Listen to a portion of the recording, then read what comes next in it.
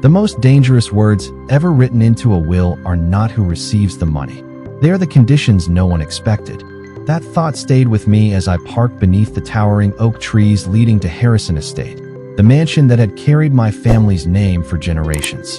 The evening sky had already turned deep blue, and every light inside the old house glowed warmly against the gathering darkness, making it appear peaceful from a distance. Only I knew that before the night ended, those familiar walls would witness questions that had remained hidden for years. An hour earlier, Thomas had called and asked me to arrive before everyone else. His voice remained calm, yet after decades of working together, I recognized the weight behind his carefully chosen words. He carried the final version of my late wife's will, exactly as she had signed it, untouched since the day she placed her signature upon the final page. I thanked him and ended the call without asking another question because I already understood what awaited us. The envelope resting beside me contained far more than legal instructions. It carried the last lesson my wife wanted this family to learn. James opened the front door before I reached the entrance. His familiar smile never changed, but his eyes briefly settled on the envelope beneath my arm before returning to mine. He quietly took my coat without asking about the documents. Loyalty had taught him that silence often protected families more effectively than curiosity. The mansion looked exactly as it always had. Marble floors reflected the crystal chandeliers. Family portraits lined the hallways. The scent of polished oak and fresh flowers drifted through every room. Yet something felt different. Perhaps it was not the house that had changed. Perhaps it was the people preparing to gather inside it. From the dining room, I heard Isabel welcoming guests with effortless confidence, while David discussed foundation business, as though tomorrow had already been planned. Ethan stood near the grand staircase observing everyone instead of joining the conversation, a habit that reminded me very much of my late wife. Eleanor quietly remained beneath the chandelier, speaking little, her expression carrying memories that words could never fully explain. Tonight, every smile appeared genuine, yet every silence carried unanswered questions. I slipped the envelope into the inside pocket of my jacket before taking my place at the far end of the long oak table. No one noticed except Ethan, whose eyes followed the movement for only a second before returning to the others. Across the room, one empty chair remained beside the fireplace, reserved for Thomas. Everyone believed they had gathered to hear the reading of a will. None of them realized that the unusual conditions hidden inside it would soon force every person at this table to reveal exactly what mattered most to them. No one reached for the beautifully prepared meal after I took my seat. Crystal glasses reflected the warm light from the chandelier, while polished silver rested untouched beside carefully folded linen napkins. The mansion looked exactly as it had during countless holiday dinners, yet every familiar detail seemed to carry an unusual weight. Isabel gracefully poured another glass of wine for David before returning the bottle to the center of the table. She smiled naturally and began speaking about the Harrison Foundation, mentioning future projects, renovations, and charitable events as though tomorrow had already been decided. David listened politely, occasionally agreeing with her ideas, although the exhaustion on his face suggested he carried responsibilities that had slowly become heavier than confidence. Ethan quietly moved away from the staircase and finally joined the table, choosing a seat where he could observe everyone without becoming the center of attention. He rarely interrupted conversations, preferring instead to study the expressions people believed no one else noticed. Eleanor remained beneath the crystal chandelier with both hands resting gently in her lap. She contributed little to the conversation, yet every time someone mentioned the future of the estate, her eyes briefly drifted toward me before returning to the table. James entered carrying the first course with his usual calm professionalism. After serving each guest, he quietly paused beside my chair for a brief moment. His attention shifted almost imperceptibly toward the inside pocket of my jacket where the envelope remained hidden. He said nothing. He never needed to. Years of loyalty had taught him that the most important moments inside a family often arrived without warning. Isabel eventually turned toward me with a warm smile and asked whether tonight might finally be the right occasion to discuss long-term leadership for the estate. Her voice sounded respectful, but beneath every carefully chosen word rested an unmistakable expectation. Before I answered, The front door echoed through the entrance hall. Every conversation immediately stopped.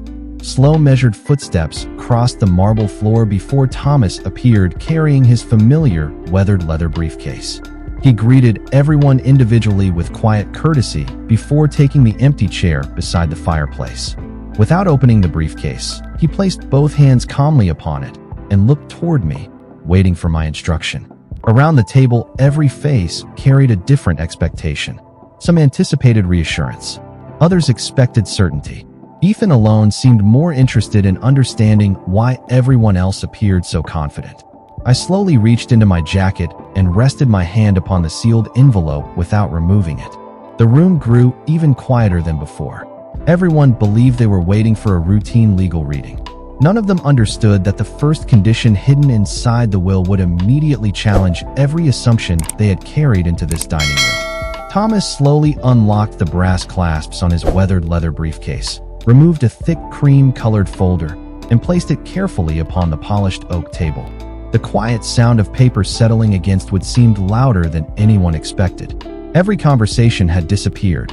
Even the old grandfather clock standing in the corner suddenly felt impossible to ignore as each measured tick echoed through the dining room. Thomas adjusted his glasses, looked around the table, and spoke with the calm precision that had earned everyone's trust for decades. He explained that the document before him represented the final legally executed will prepared under my late wife's direct instructions. Every page had been reviewed, witnessed, and secured without alteration. No one interrupted him. Isabel folded her hands neatly before her, maintaining the same composed smile she had worn throughout dinner. David leaned slightly forward, prepared to hear practical decisions about the estate and the foundation. Ethan remained completely still, watching Thomas instead of the documents, while Eleanor quietly lowered her eyes as though she already feared what might be written inside. James respectfully closed the dining room doors before returning to his place beside the wall, ensuring complete privacy for everyone present. Thomas carefully opened the first page and paused before reading. He looked toward me one final time. I gave a small nod. There was no hesitation left. He began reading my wife's opening statement exactly as she had written it years earlier. Her words were gentle, grateful, and filled with affection for every member of the family. She thanked each person for the role they had played in preserving the Harrison legacy and expressed her hope that future generations would value character above comfort. Several quiet smiles appeared around the table as familiar memories softened the atmosphere. Then Thomas reached the next paragraph. His voice remained steady, but every word carried unmistakable weight. The first condition stated that no beneficiary would immediately receive any inheritance, ownership interest, financial distribution, or decision-making authority connected to the estate until every condition described within the document had been fully completed according to the exact instructions left by its author. Silence immediately settled across the room. Isabel blinked once before glancing toward David. David slowly frowned as though attempting to understand whether he had heard correctly. Eleanor gently closed her eyes for a brief moment. Ethan did not react outwardly at all, but I noticed his attention sharpen as he quietly connected details that everyone else overlooked. Thomas turned the page without adding a single personal comment. He simply prepared to continue reading. Around the table, every expectation that had existed only minutes earlier quietly disappeared, replaced by uncertainty that no amount of wealth could immediately resolve. No one spoke after Thomas finished reading the first condition. The silence lingering around the table felt heavier than any argument because every person was quietly measuring what those unexpected words might mean for their own future. Thomas allowed several moments to pass before carefully placing one hand upon the next page. He explained that the unusual conditions had been written personally by my late wife during the final months of her life, and that she had reviewed every sentence repeatedly before signing the document. Nothing inside the will had been added or removed afterward. Isabel finally broke the silence by asking whether the conditions were merely symbolic or legally enforceable. Thomas answered with the same steady professionalism that had guided our family for decades. Every condition, he explained, carried full legal authority and had been structured specifically to protect both the estate and the Harrison Foundation. David leaned back in his chair and quietly exhaled while attempting to absorb the implications. Ethan remained focused upon Thomas instead of reacting emotionally, almost as though he believed the true purpose of the document had not yet been revealed. Hearing those words carried me back several years to a quiet autumn afternoon inside the same library where my wife and I had spent countless evenings discussing our family's future.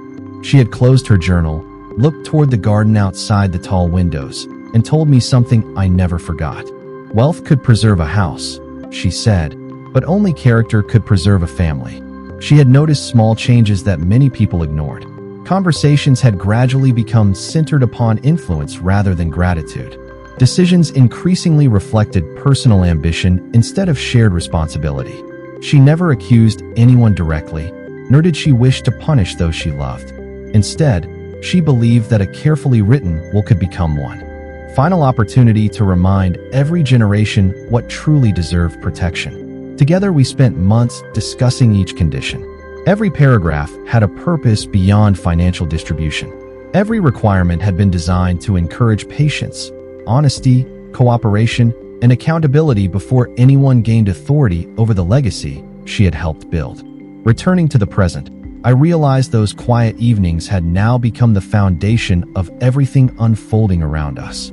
Thomas turned another page and calmly informed the family that the remaining conditions would not concern wealth alone. They would require actions, decisions, and personal commitments extending far beyond signatures or legal documents.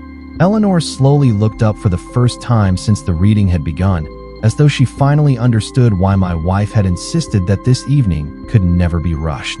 Ethan noticed the subtle change in her expression, but remained silent.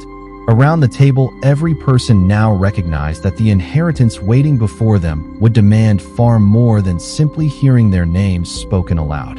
Thomas carefully adjusted the next page before continuing. His voice never became louder, yet every sentence seemed to carry greater importance than the last.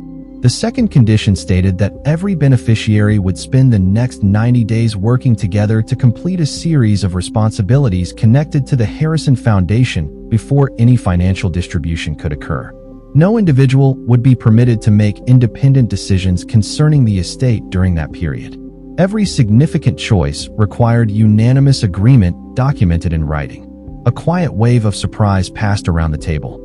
Isabel immediately asked whether such cooperation was truly necessary when leadership responsibilities had already existed for years. Thomas calmly answered that the requirement reflected the exact language left by my late wife and could not be modified without violating the legal structure of the will. David slowly rubbed his forehead as though calculating the practical challenges ahead.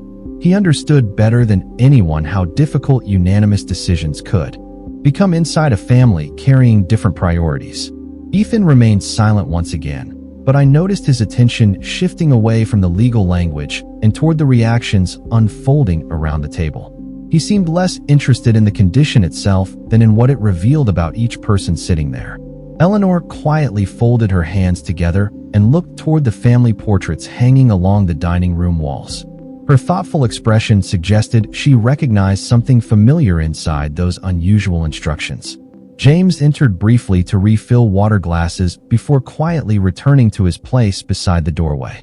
Even his movements seemed slower than usual, respecting the unusual gravity filling the room. Thomas continued reading.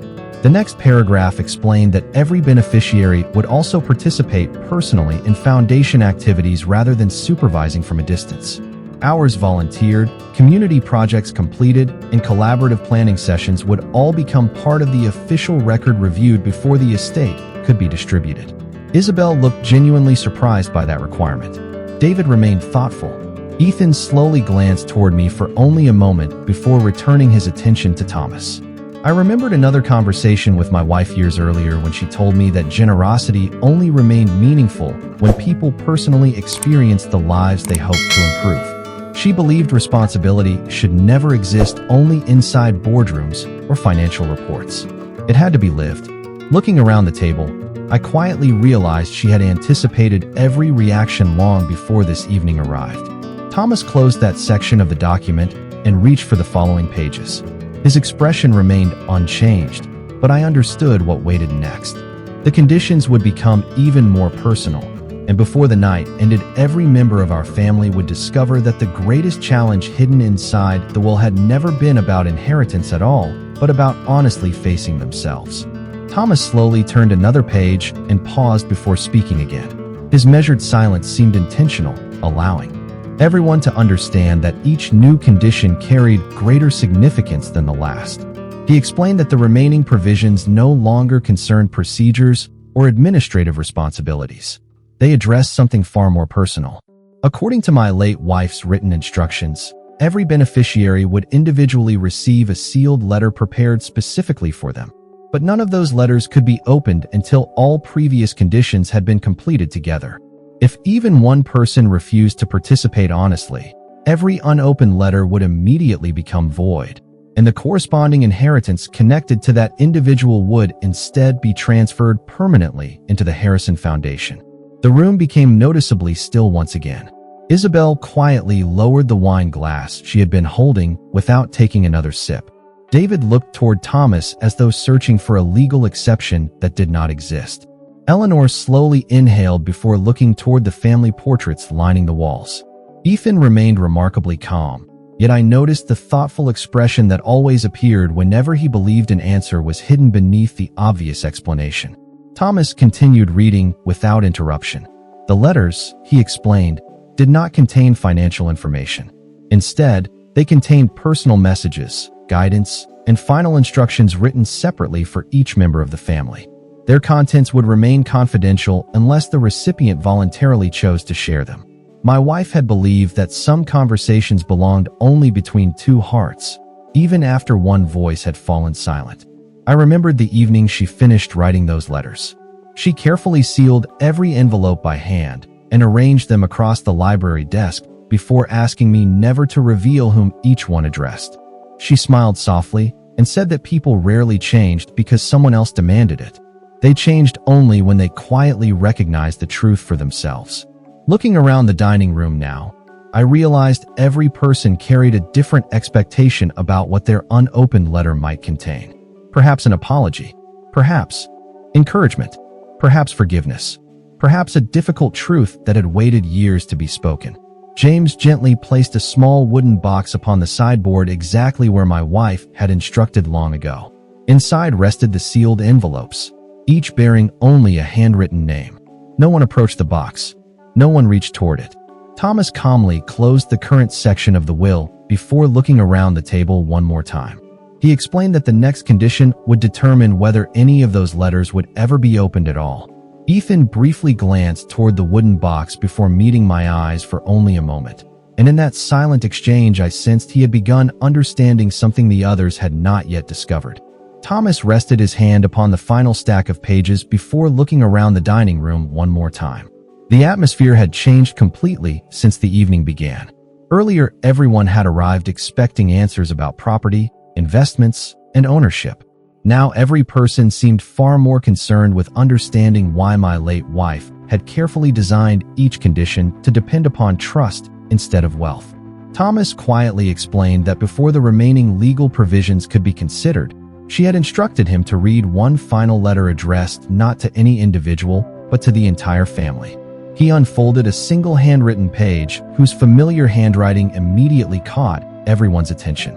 Even before the first sentence was spoken, I recognized the careful way she formed every letter. Thomas began reading slowly.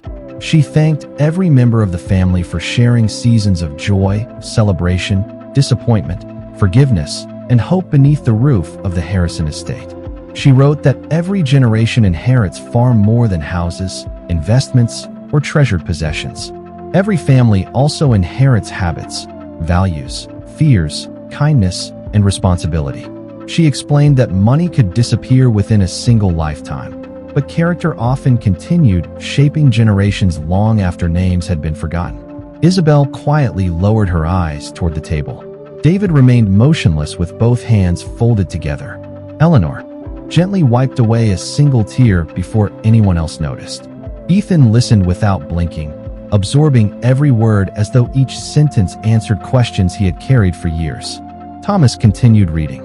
My wife admitted that she had witnessed subtle divisions forming inside the family long before anyone else acknowledged them. Nobody had intended to harm one another, yet small disappointments left unspoken had gradually become silent distances. She refused to allow her final gift to become another reason for separation. That was why every condition required cooperation before inheritance. She wanted every future decision to begin with conversation instead of competition. As the final paragraphs were read aloud, the room felt strangely peaceful despite the uncertainty that still remained. My wife ended her letter with a simple request.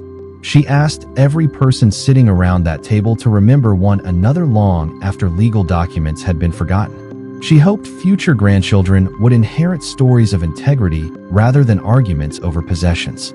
Thomas carefully folded the letter and returned it to its envelope without adding a single personal remark. Nobody immediately spoke. Even the silence felt different now, carrying reflection instead of expectation. I slowly looked around the table and realized every face revealed a different emotion than when the evening had begun. Ethan quietly met my eyes once more, and for the first time I sensed he fully understood that every unusual condition inside the will had been leading toward one truth that still remained unspoken. Thomas then reached for the final section of the document, knowing the next pages would reveal the purpose behind everything my wife had planned years before. Thomas quietly closed the handwritten letter and carefully placed it beside the remaining pages of the will. The silence that followed felt different from every pause earlier that evening. No one appeared impatient anymore. Instead, every face reflected quiet reflection, as though my wife's words had reached places that legal language never could. Thomas adjusted his glasses before opening the final section of the document. His voice remained calm as he explained that the last provisions existed not to reward perfect people, but to identify those willing to grow. The Harrison Foundation would continue exactly as my wife had envisioned, protected by an independent board, while the family estate would remain intact under shared stewardship until every condition had been fulfilled. No single beneficiary would possess complete authority over either institution. Every major decision required transparency, cooperation, and unanimous approval throughout the evaluation period. Isabel slowly lowered her shoulders as though recognizing that influence alone would never satisfy the requirements before her. David quietly nodded, perhaps realizing that leadership demanded something larger than responsibility written beside a title. Eleanor finally looked directly toward me with an expression carrying both relief and understanding. Ethan remained remarkably composed. Yet the thoughtful confidence beginning to appear in his eyes reminded me of the woman whose wisdom had shaped every page Thomas now held. Thomas continued reading the final explanatory statement my wife had attached to the legal document. She wrote that the greatest danger facing any successful family was never disagreement itself, but allowing pride to replace honest conversation. She believed trust could not be inherited automatically. It had to be earned repeatedly through everyday choices. That simple conviction had guided every unusual condition contained within her will. Looking around the dining room, I realized no one argued against her reasoning. Even those surprised by the restrictions seemed more interested in understanding them than resisting them. James quietly entered carrying a fresh pot of coffee before respectfully stepping back into the shadows near the doorway. The familiar gesture somehow reminded everyone that ordinary acts of service often carried extraordinary meaning. I slowly stood from my chair for the first time since the reading had begun. Every eye turned toward me, but I did not immediately speak. Instead, I looked across the portraits of generations hanging along the walls before returning my attention to the family gathered around the table. My wife had entrusted me with one final responsibility beyond protecting the estate itself. Thomas understood that responsibility as well. Without another word, he reached beneath the remaining documents and carefully removed one final sealed envelope bearing my handwriting rather than hers. Ethan noticed the difference immediately. The others had not. Thomas gently placed the envelope before me and quietly explained that my personal statement had always been intended to conclude the evening, because only after every condition had been understood could the family finally discover why I had agreed to protect her extraordinary plan for so many years. Thomas stepped back and allowed the room to remain silent as I slowly picked up the final envelope. For several moments, I simply looked at the handwriting upon its surface, remembering the promise I had made to my wife many years before. She had asked me never to defend her decisions before the family understood them for themselves. Only then, she believed, would my own words carry any meaning. I carefully opened the envelope and unfolded the letter inside. Every eye remained fixed upon me as I began to speak.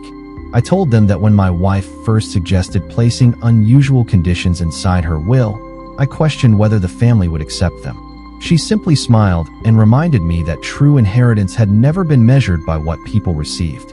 It had always been measured by what they became after receiving it. That single sentence changed my understanding forever. I explained that every condition had been created to slow people down long enough to rediscover one another before money entered the conversation. The foundation existed because thousands of families depended upon its work. The estate existed because generations before us had sacrificed to build it. Neither deserved to become another reason for division. Isabel quietly looked toward David before offering a small, respectful nod. David returned the gesture without speaking. Eleanor's expression softened as years of silent concern finally gave way to quiet relief. Ethan remained seated, listening with the same thoughtful attention that had accompanied him throughout the evening. More than anyone else, he seemed to understand that the greatest lesson hidden inside the will had never concerned legal documents at all. I folded the letter and placed it beside my wife's final message. Thomas then confirmed that the evaluation period described within the will would begin immediately and continue exactly as written. The sealed personal letters would remain protected until every condition had been completed together. No exceptions would be granted because fairness required patience from everyone equally. James quietly opened the dining room doors, allowing the familiar sounds of the mansion to return once again. Somehow the house itself felt different, not because anything physical had changed, but because the people inside it had begun seeing one another differently. I slowly looked around the table one final time before thanking every member of the family for remaining until the end of the reading. No one celebrated. No one argued. Instead, each person left the dining room carrying something more valuable than certainty. They carried an opportunity to rebuild trust before claiming inheritance. As the last footsteps faded into the hallway, I glanced once more toward the portraits watching over generations of our family and quietly realized my wife had succeeded. Her greatest legacy would never be the estate, the foundation, or the wealth preserved within the will. Her greatest legacy would always be the character this family now had the chance to choose together.